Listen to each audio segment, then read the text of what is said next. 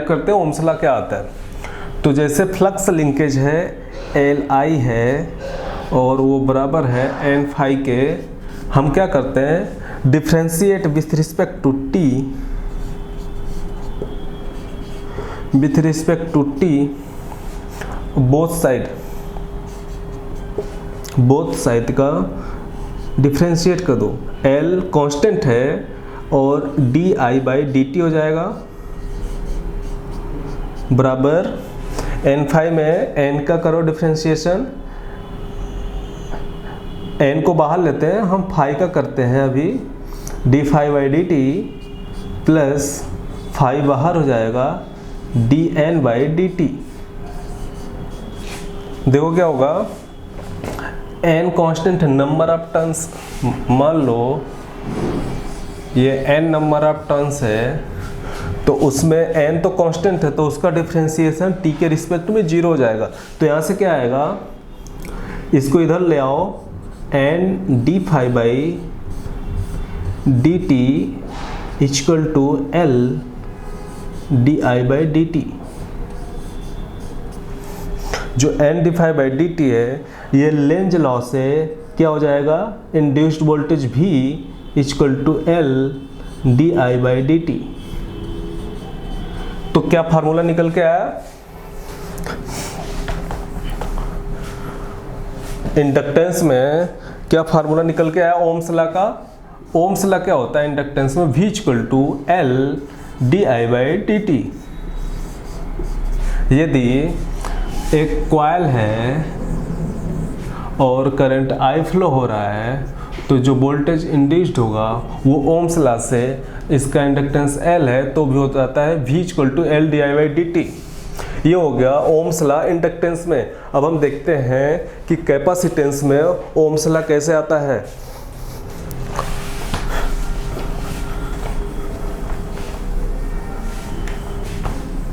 हमारा तीसरा एलिमेंट हो गया कैपेसिटेंस C। कैपेसिटेंस में एक फार्मूला होता है Q इक्वल टू CV,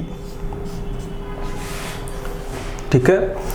अब क्या करो, दोनों का T के रिस्पेक्ट में डिफरेंशिएशन करो, बोथ साइड का differentiate with respect to T both side का, क्या हो जाएगा dq/dt बराबर C बाहर ले लो, V का करो डिफरेंशिएशन प्लस V बाहर ले लो, C का डिफरेंशिएशन करो। देखो V कांस्टेंट है, जो वोल्टेज डेवलप हुआ वो कांस्टेंट वोल्टेज DC होगा तो इसका डिफरेंशिएशन 0 होगा। कांस्टेंट का डिफरेंशिएशन 0 होता है d/dt और कोई कांस्टेंट वैल्यू है तो उसका डिफरेंशिएशन 0 होता है। तो 0 इंटू C इक्वल टू 0 और dq/d equal to current I equal to V dc/dt। ये आ गया ओम्स लॉ का फार्मूला। किसके लिए, कैपेसिटेंस के लिए। याद रखना है, बहुत काम आता है। हम आगे देखते हैं कि RLC का प्रॉपर्टीज क्या होते हैं, रेजिस्टर, इंडक्टर और कैपेसिटर, ये कैसे मॉडल किया जाता है, इसका डिजाइन कैसे किया जाता है नेटवर्क थ्योरी में। तो हम आगे क्या देखेंगे, आगे मूव करते हैं। ओम्स लॉ के बाद हम देखते हैं बेसिक RLC एलिमेंट।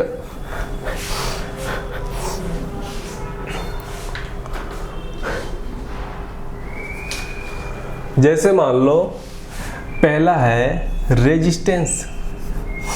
रेजिस्टेंस का यूज कैसे हो रहा है नेटवर्क में। Resistance is a electrical property of network. ये इलेक्ट्रिकल प्रॉपर्टी है of the material. R is the electrical property of the material.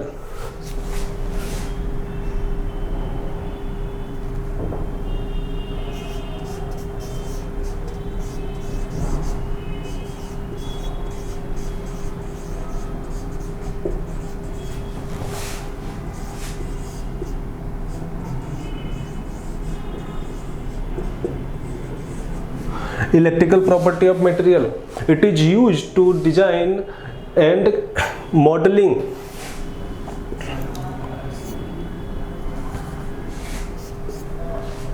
Resistor is a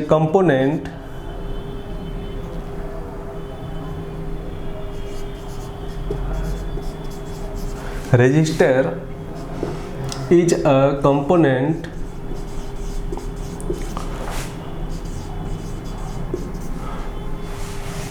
used for design and modeling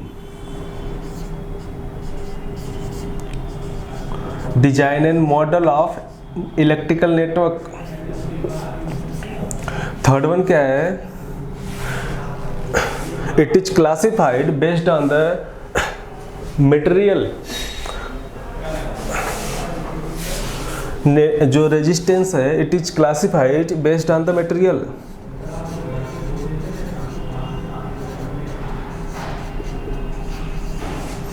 It is classified based on the material.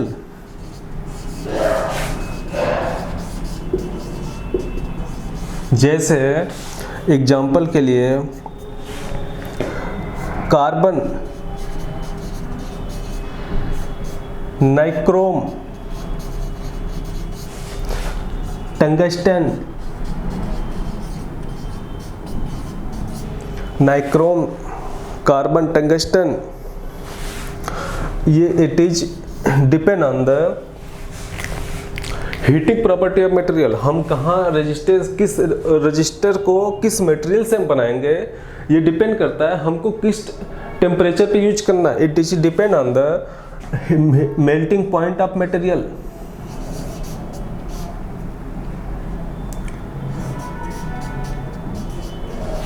Melting point of material.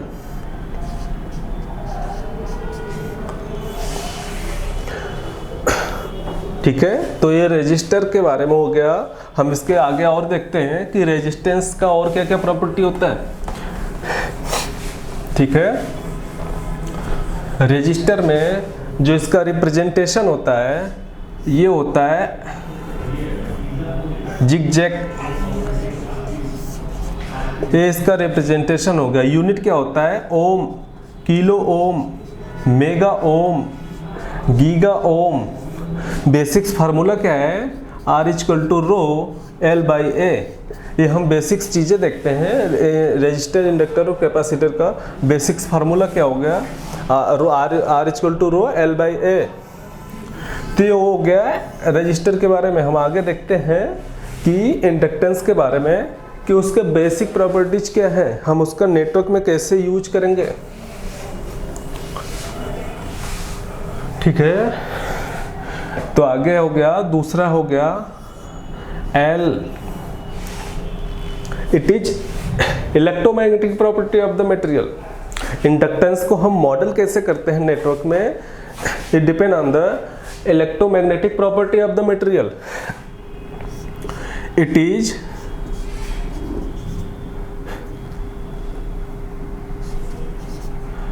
Electromagnetic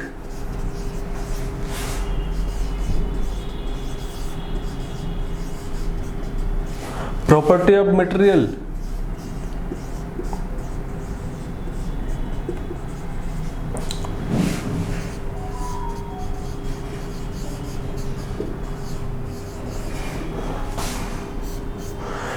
inductor is a component. दूसरा है inductor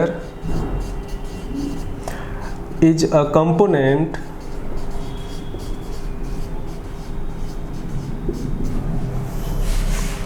of model and design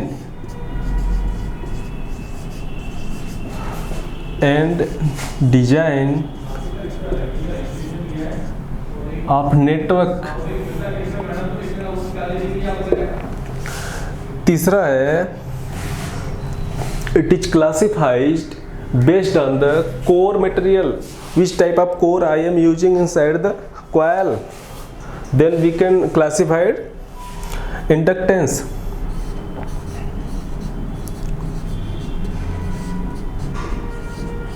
Classified based on core.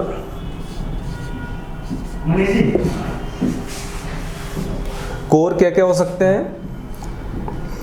मान लो ferrite हो गया, एक तो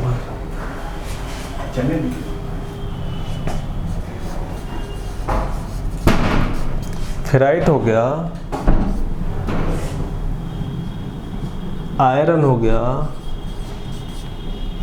paper हो गया, not paper, silicon iron,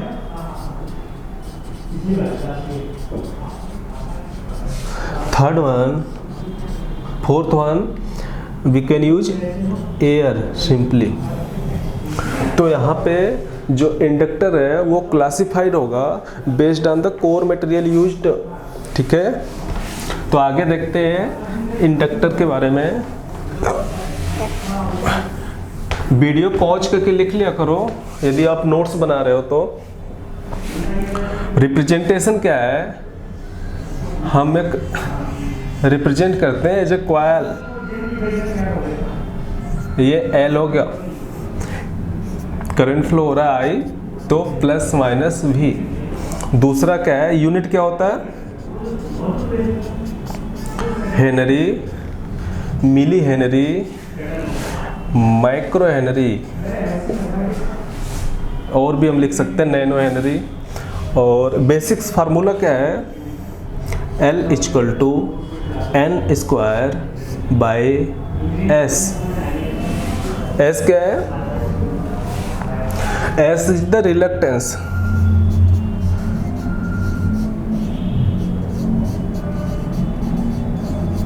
जैसे रेजिस्टेंस होता है इलेक्ट्रिक फील्ड के लिए, रेजिस्टेंस होता है, वैसे रिलक्टेंस होता है मैग्नेटिक सर्किट में।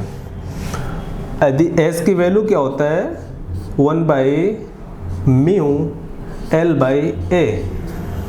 म्यू क्या है, परमिबिलिटी, इसकी वैल्यू होता है म्यू नॉट म्यू आर। ठीक है, तो एल की वैल्यू में पुट करो एस का, तो क्या हो जाएगा, ऊपर चला जाएगा mu naught mu R N square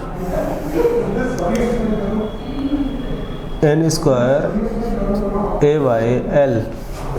ठीक है, म्यू नॉट है, इसकी वैल्यू होता है 4 पाई इंटू 10 के पावर -7 हेनरी पर मीटर। ठीक है, म्यू आर है रिलेटिव परमिबिलिटी,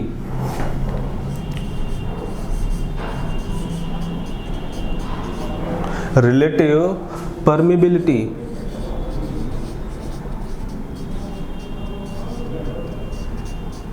ठीक है,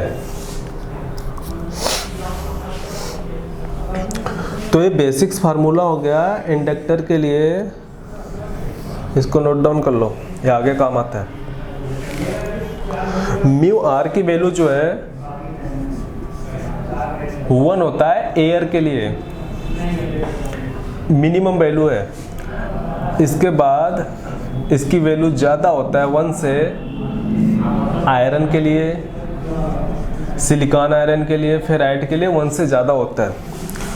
तो हमको इंडक्टेंस को कहाँ यूज करना है, उस कितने वैल्यू तक यूज करना है, हम कोर मटेरियल का यूज करके उसकी वैल्यू को वेरी कर सकते हैं। ठीक है, तो ये हो गया इंडक्टेंस के लिए। हम आगे देखते हैं कैपेसिटेंस के लिए क्या है।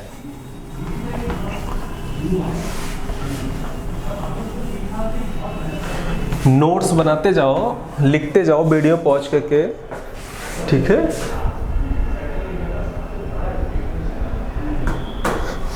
दूसरा है कैपेसिटर C।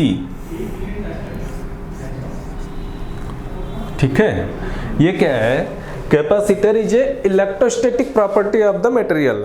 समझे, इंडक्टेंस क्या था, इलेक्ट्रोमैग्नेटिक प्रॉपर्टी। कैपेसिटर क्या है, electrostatic property of the material. It is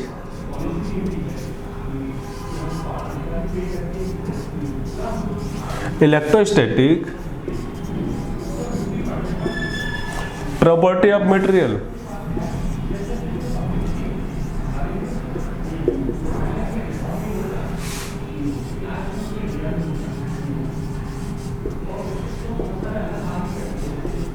ठीक है, it is a component, second topic है it is component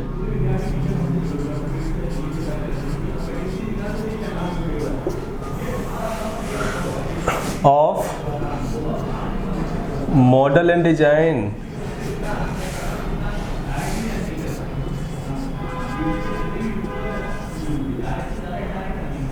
of network. ये नेटवर्क के मॉडल एंड डिजाइन के लिए यूज किया जाता है। It is classified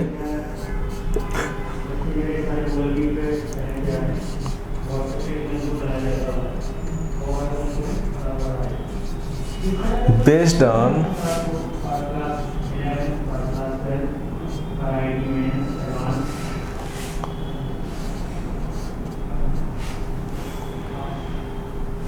dielectric material used,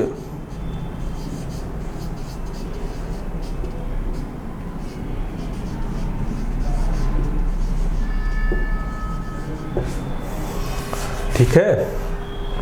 dielectric material हम कौन कौन से यूज कर सकते हैं?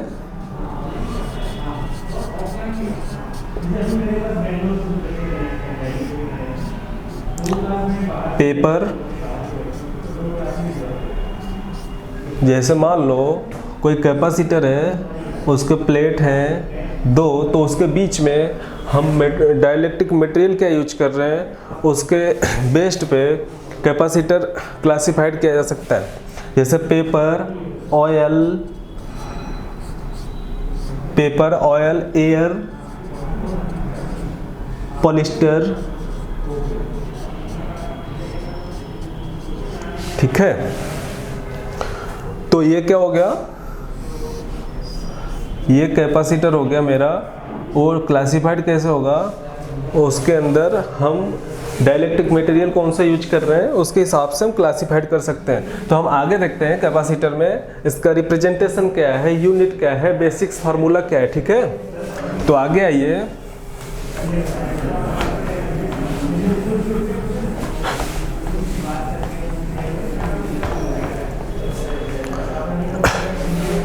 इसके आगे है रिप्रेजेंटेशन। कैसे रिप्रेजेंट किया जाता है? सिंपल पैरेलल लाइन से रिप्रेजेंट किया जाता है, और इसका यूनिट है farad, milli farad, micro farad, ठीक है। बेसिक्स फार्मूला क्या है?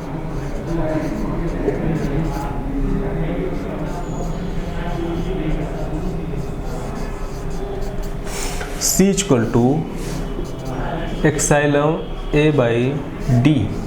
मान लो दो प्लेट हैं कैपेसिटर के, ठीक है, इसका एरिया A है और दोनों के बीच का डिस्टेंस D है, तो फार्मूला होता है C equal to epsilon A by D. जबकि एक्साइलम है एक्साइलम नॉट एक्साइलम R, इसको बोलते हैं परमिटिविटी।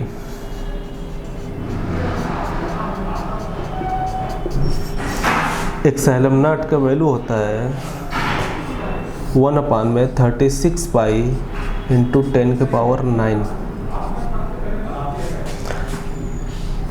फैराड पर मीटर, या दूसरा वैल्यू ले सकते हैं 8.85 इंटू 10 के पावर -12 फैराड पर मीटर। देखो फैराड पर मीटर यूनिट कैसे आता है, ये C है, फैराड है, यहाँ से एक्साइलम है, ये है D है, ये मीटर स्क्वायर, यहाँ पे मीटर है, तो एक मीटर मीटर कट जाएगा, नीचे ले आओगे फैराड पर मीटर हो जाएगा एक्साइलम की यूनिट, ठीक है। एक्साइलम R क्या होता है? रिलेटिव परमेबिलिटी, रिलेटिव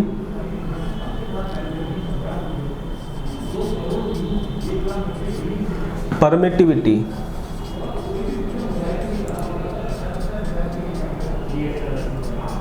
ठीक है, ये हो गया रिलेटिव परमिटिविटी। तो हमने क्या देख लिया, R और C में उसके बेसिक्स चीज़ क्या क्या यूज होते हैं, ठीक है, उसके बेसिक्स फार्मूला क्या है, यूनिट क्या है, रिप्रेजेंटेशन क्या है। तो ये हमारा RLC कंपोनेंट पूरा खत्म हो गया। अब हम आगे देखते हैं।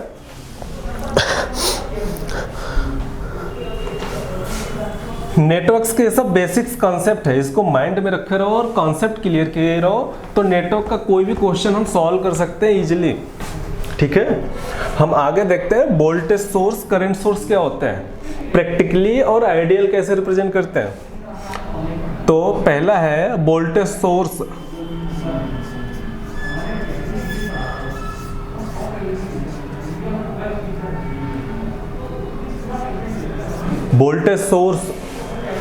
वोल्टेज सोर्स ये दो प्रकार से हो सकता है। पहला ideal voltage source,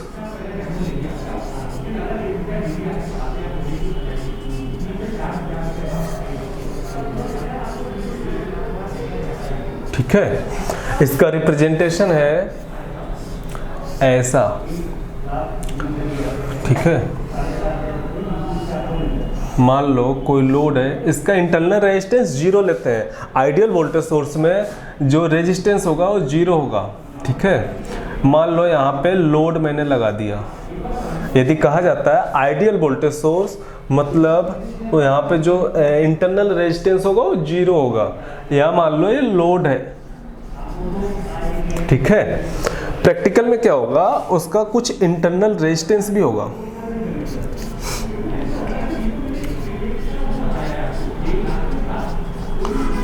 practical voltage source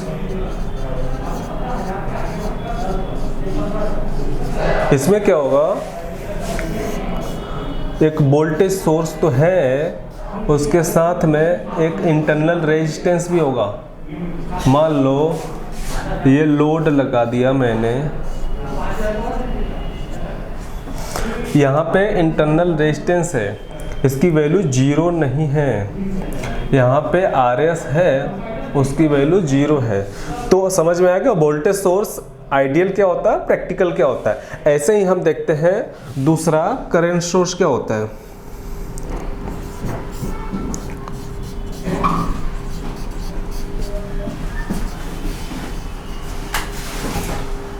current source भी दो प्रकार का होता है, आइडियल और प्रैक्टिकल।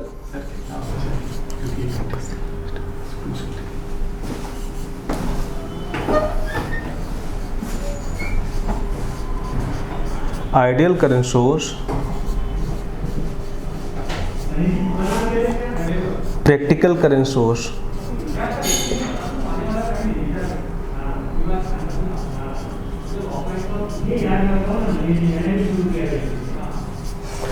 ये क्या होगा, इसमें देखना आइडियल करंट सोर्स में क्या होगा, इसको मिटा देता हूं। आइडियल करंट सोर्स में इंटरनल रेजिस्टेंस इनफाइनाइट होगा, सॉरी।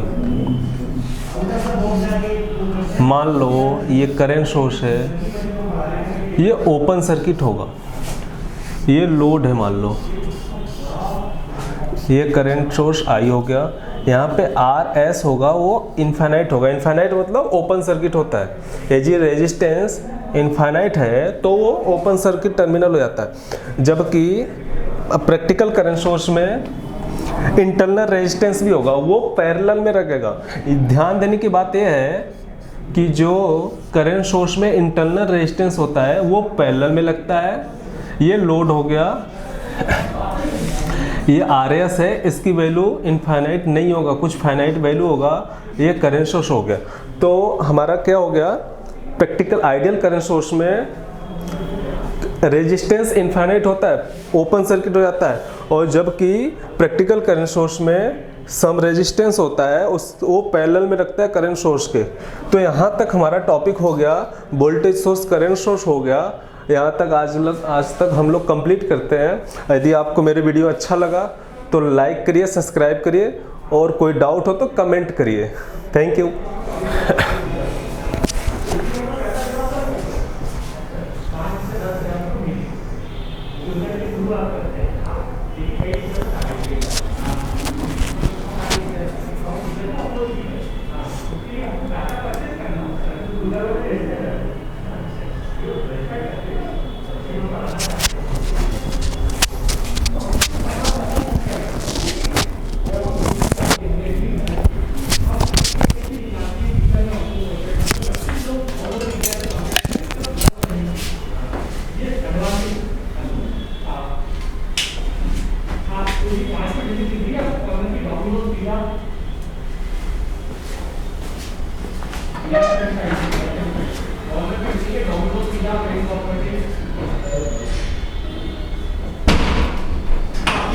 किसी डाउनलोड सीधा